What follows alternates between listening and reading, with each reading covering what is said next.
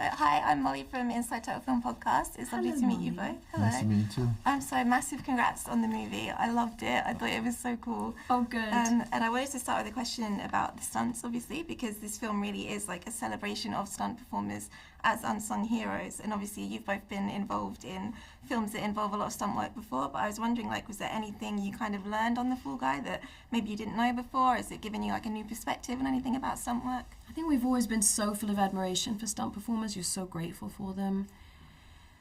Their contribution to cinema is so vast, and I think because of their innate sort of humility and the fact that they're always hiding their faces and disappearing into the shadows, it's sort of been more acceptable to not broadcast this contribution to cinema. And so I think being a part of this film that shines such a light on them, I think I really loved hearing about David Leitch talking about how these stunts are designed, just like production is designed, just like costume design, makeup design.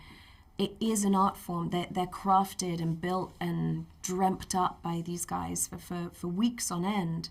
And what you see is an incredible sequence in James Bond or Mission Impossible or Fall Guy, but they've been designed. And I think that was important. That's a very integral word to, I think, what I now view it all as, you know. Mm-hmm. They're actors as well. We're all in the same union, and they show up, and they also play your character. I mean, you're not the only person that plays your role. They do too, and in a lot of cases, they do the more harrowing things, the more dangerous things, the things that really sort of set your character apart from everyone else. You know, it's thanks to them and their special skills and their bravery, and yet they sort of disappear into the shadows and they kind of go uncredited. So it's just such a great opportunity to sort of, and if I can't believe this, it's only happening now, but it's time to sort of acknowledge that and give them an Oscar and give them their flowers and credit, and it's a fascinating line of work, and they're such selfless and brave people, and it's just made for a really exciting film, and also just doing press for it is fun, because it's fun to talk about it and have them around, and it's been great. Cool.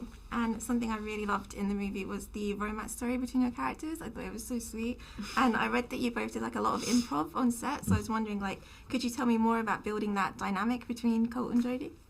I mean, I think we just want to be really relatable, you know, and that they're a bit of a mess, you know. They don't have these sort of idealized movie lines of like what romantic scenes normally would entail, and it just felt more true to life. And I wanted to make sure that, you know, Jodie was a really approachable character as well. And then I think discovering that Ryan loves to work in a very similar way to me, and we could wing stuff and we can kind of stretch it around, or it could kind of go off the rails, and it was all safe, and I trusted him so much that, you know, if you throw the kitchen sink at it, you could see what happens. And it was just then, I think, made for a couple that you could hopefully root for, and a couple that didn't really have it all together, you know. Yeah. We wanted it to feel like what it feels like to really make a film, so just started taking things from what were happening on set. If we were in rehearsals and Emily wore a giant hat that was blowing away because of the helicopter behind us, it was like, oh, that should be in the scene. Yeah. Or she made finger guns at me and then regretted it, but it was amazing. We're like, well, that should be the scene. So anything that was kind of happening on the way to the set became what we incorporated into the scene. And it's, you know, David Leitch is so, you kind of need a director who's curious and interested and in a full embrace of that, you know. So and I think brave, because he's working without a net, you know, but he's a stunt guy, so he's used to that. Definitely. And we have to talk about Barbenheimer, right? So do we? Like, we do, I'm afraid. So there was we do, I'm afraid. Yeah. There was a lot of conversation about how like the summer of Barbenheimer really brought back the movies, or like revitalized cinema. And is that like something you agree with? And do you think The Fall Guy can be part of that as well? 'Cause, you know, it's another big summer movie. I think what both Barbenheimer, oh my God, I almost said it. Barbie and Oppenheimer. Oppenheimer.